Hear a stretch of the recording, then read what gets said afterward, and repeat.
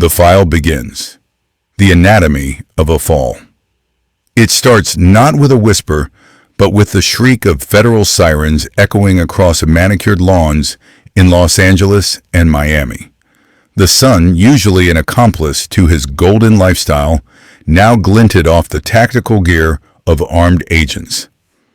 They moved with a purpose that luxury brands could never buy. His fortresses of glass and concrete, once symbols of untouchable power, became sterile evidence lockers overnight. The air, thick with the scent of expensive cologne and champagne ghosts, was cut by the cold, metallic smell of a government warrant. They weren't just searching for evidence. They were conducting a posthumous audit on a living man's empire. Every door they breached was a verse in a new, terrifying song, and the public, once consumers of his myth, now feasted on the footage of its dismantling. The king was naked. His castle was a crime scene. The transition was brutal. From bespoke suits to a numbered jumpsuit. From a king-sized bed overlooking a city of dreams to a steel slab in a concrete box measuring 8 feet by 10. This was the new kingdom. The air no longer carried the sound of applause, but the distant clang of steel doors and the murmur of men who had also run out of road. His name, once a brand synonymous with success, was now just a number on a roster. Pause. Inmate 78,451-54. The first calls were not to collaborators, but to lawyers. The first documents were not contracts, but motions. Brands that had paid millions to be associated with his name now paid their PR firms to erase the connection. The Bad Boy Entertainment logo, once a symbol of rebellious cool, became a digital stain. His silence was a confession. The silence of his powerful friends was the verdict. The ruins of his empire were already being picked over by the vultures of media and law. This wasn't just confinement. It was the beginning of a meticulous erasure. But erasure is a complex process. To understand the demolition, you must first study the architecture. The blueprint for this particular life was drawn on the cracked pavement of Mount Vernon, New York, a place caught between the gravity of the city and the illusion of the suburbs. Here, ambition was the only currency that mattered. Young Sean Combs learned his first lesson in legacy not from a textbook, but from a ghost. The ghost of his father, Melvin Combs, an associate of drug kingpin Frank Lucas, executed when Sean was only 2. A story whispered, not told, a shadow that smelled of quick money and sudden death. This became the boy's original sin and his primary motivation. He wasn't just running towards success. He was running from a name on a tombstone. His time at Howard University wasn't an education. It was an internship in influence, a laboratory for hustle. He ran shuttle services through parties and learned that people would pay for access to a feeling. Pause. The feeling of being important. This was the raw material for the empire. Not music, not rhythm, just pure, uncut hunger. The engine of his ambition found its vehicle at Uptown Records, an internship that quickly became a masterclass in power. But his vision was too loud for someone else's house. The infamous firing by Pause, Andre Harrell, wasn't a failure. It was the necessary trauma, the final push out of the nest. This was the anatomy of his ascent. Bad Boy Records was born not in a boardroom, but in an act of defiance. It wasn't just a label. It was a declaration of war on the established order. Combs didn't discover artists. He curated avatars for his own aspirations. The crown jewel was Pause Christopher Wallace. The Pause, Notorious B.I.G., a mountain of raw talent, lyrical genius, and street-level authenticity. Combs didn't change him. He polished him. He placed him in Italian suits, put a glass of champagne in his hand, and aimed a camera at him. The music videos were the gospel. They weren't just promotional tools. They were manifestos of black royalty, beamed into living rooms across the nation. The shiny suit era wasn't about fashion. Pause. It was a psychological operation, a relentless campaign to equate the sound of his music with the look of untouchable wealth.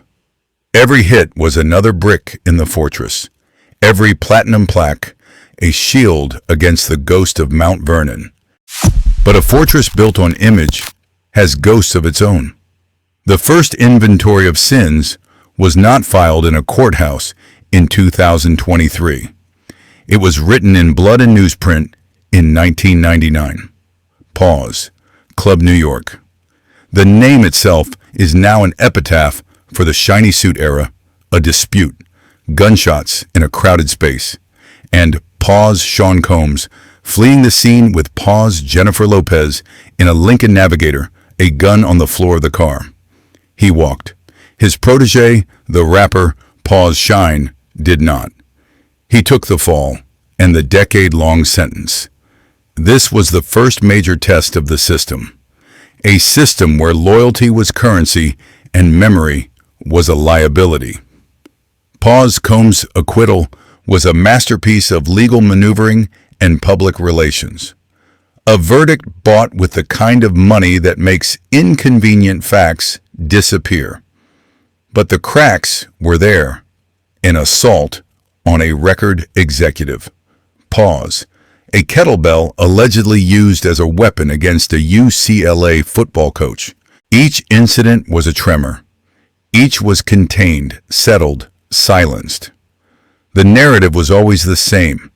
A misunderstanding, an overreaction, a shakedown for cash. His denials were not for the public. Pause. They were for himself. A reminder that the man in the mirror was still the king of New York, not the kid from Mount Vernon. For decades, the settlements were the cost of silence. Then one voice decided the silence was too expensive. The anatomy of the fall began with a single name. Pause. Cassie Ventura.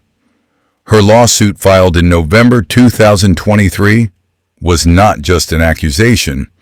It was a key turning a lock on a room full of horrors. The allegations were a brutal counter-narrative to the love story sold to the public. Not romance, but ownership.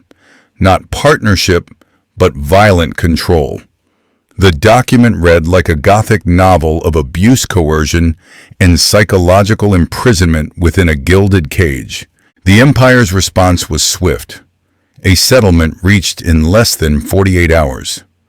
A fortune paid to prevent a public dissection. It was a fatal mistake. The speed and size of the payment were not an admission of guilt. Pause. It was a confession of fear. It was blood in the water. What was meant to be a firebreak became a firestorm. The lawsuit was a roadmap. It showed others the way out of the maze. One by one, then in a flood, the ghosts of parties past walked out of the darkness and into the light of a lawyer's office. Each new filing was another nail in the lid of a digital coffin. The price of his legacy was being calculated one devastating allegation at a time. The flood of lawsuits was not the endgame. It was the prelude. The federal investigation began not with a bang, but with a whisper from a ghost. A former insider, once bound by loyalty and fear, who finally traded silence for salvation. The secret evidence was not a single document. It was an ecosystem of corruption. An archive of video recordings, rumored to be meticulously cataloged, became the state's Rosetta Stone for deciphering years of silent victims. These were not party favors. They were collateral, a digital ledger of sins used to ensure obedience and seal lips. The feds called it the Racketeer Influenced and Corrupt Organizations Act. RECO. Pause for Posthumous. It was an anatomy of a fall, written on magnetic tape. The legal implication was catastrophic. The recordings provided what witness testimony alone could not. Corroboration. A visual, undeniable record that turned allegations into an indictment. The existence of this archive transformed the case from a series of individual claims into the systematic dismantling of a criminal enterprise disguised as a record label. The defense strategy was a fortress built on sand. Led by a high-priced legal team, they attempted to isolate each case, treating them as individual fires to be extinguished with money and motions. They painted the accusers as opportunists, the evidence as illegally obtained, the narrative as a media-fueled witch hunt. It was a classic playbook for a king under siege. But they were not fighting one battle. They were fighting a war on 100 fronts. While the criminal defense team parried with the Department of Justice, an army of civil lawyers descended, each lawsuit a new breach in the wall. The pressure became geological. The empire began to fracture under its own weight. Business partners fled. Brands distanced themselves. The name that once sold luxury and aspiration now reeked of a digital tomb. The prosecution strategy was brutally simple. They didn't just present a crime. They presented a pattern. They used the dozens of civil suits as a chorus, each voice reinforcing the federal indictment. It was a symphony of destruction. The legal system was not just aiming for a conviction, it was performing an inventory of sins on a living man, systematically liquidating his legacy piece by painful piece. The public liquidation of a legacy is one thing. The private exile is another. The man who built an empire on the currency of connection found his accounts frozen. His phone, once a conduit to global power, became a silent monument to past glories. This was the anatomy of social death. Former protege, once eager to kiss the ring, now issued statements through publicists, their words scrubbed clean of any warmth or history. Friends of decades became digital ghosts. They vanished from photos. They untagged themselves from a shared past. It was a systematic erasure, a preemptive strike against association. The loyalty he demanded was revealed to be a rental agreement, and the lease was up.